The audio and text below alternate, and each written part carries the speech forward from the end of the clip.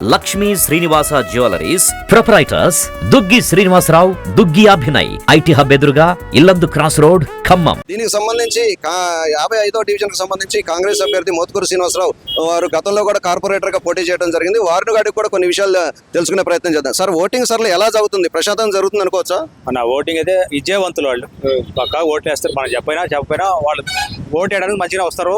80% ఓట్లు వేస్తారు. ఈ ఓటింగ్ కూడా ఒక దొరల మధ్యలో, ఒక బీసీ బిడ్డ మధ్య జరుగుతున్న ఓటింగ్ ఇది. దొరలకి బీసీ బిడ్డ మధ్య జరుగుతున్న ఓటింగ్.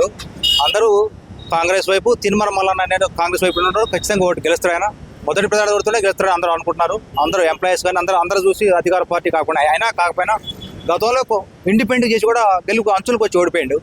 ఈసారి 100 కొంత కూడా గెలవడం ఖాయం. దాంట్లో డోకా లేదు. దొరల మధ్యలో పాపం ఒక బీసీ బిడ్డని అందరూ మేము కూడా ఓసీలు అయినా అందరం మీద విధానం వేసుకొని వస్తున్నాం. 100 కొంత కూడా గెలవడం ఖాయం. అంటే అతను ఇండివిజువల్ గా నామినేషన్ వేసినప్పుడు ప్రశ్నించే గొంతుగా ప్రజల్లోకి వెళ్ళాడని నానుడి. ఇప్పుడు ఒక పార్టీ పరంగా అతను నిలబడ్డాడు అంటే ఆ ప్రశ్నించే గొంతుగా ఇప్పుడు ఆగిందా, అలానే ప్రశ్నించబోతుందా? ఖచ్చితంగా ప్రశ్నిస్తాడు.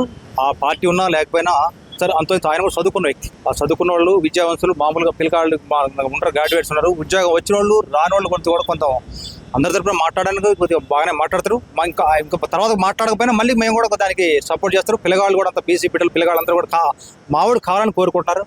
ఖచ్చితంగా ఆయన వాళ్ళ తరపున మాట్లాడడానికి సిద్ధంగా ఉండి మొన్న కూడా చెప్పిండు తిరుమల మల్లన్న ఖమ్మంలో, నేను ఉద్యోగం వచ్చినా రాకపోతే తుమ్మలేశ్వర కూడా చెప్పిండు. ఇవాళ వచ్చినా రాకపోయినా రేపు మళ్ళీ వచ్చినా మళ్ళీ అదే మాట్లాడతారు. నాకు తక్కువ మాట్లాడడానికి మా తుమ్మల గారు కూడా చెప్పిండు.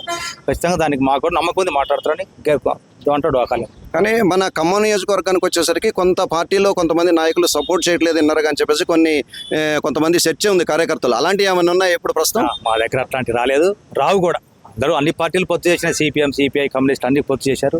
పక్కన అందరూ ఉన్నారు. ఎవరి వల్ల మాకు ఇట్లాంటి అభ్యంతరాలు లేవు. అందరూ కలుసుకొని పోతున్నాం. ఖచ్చితంగా అందరూ అన్ని పార్టీలు కూటమిలో పొత్తు గెలుపుకి అందరూ సహకరిస్తున్నారు.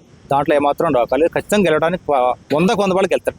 ఓకే, ఇది ప్రస్తుతం వారు చెప్తున్నటువంటి ఇక్కడ ఖమ్మంలో చూసుకుంటే గతంలో కొంత విభేదాలు ఉన్నప్పటికీ ప్రస్తుతం ఎమ్మెల్సీ ఎలక్షన్లో ప్రతి ఒక్క వ్యక్తి, నాయకుల కాడ నుంచి కార్యకర్త వరకు కూడా ప్రతి ఒక్క వ్యక్తి సపోర్ట్ చేస్తున్నారు. మమ్మల్ని గెలిపిస్తారు, మమ్మల్ని భారీ మెజార్టీతో గెలిపించి మమ్మల్ని ఆశీర్వదిస్తారంటూ కూడా తెలియజేస్తున్నారు.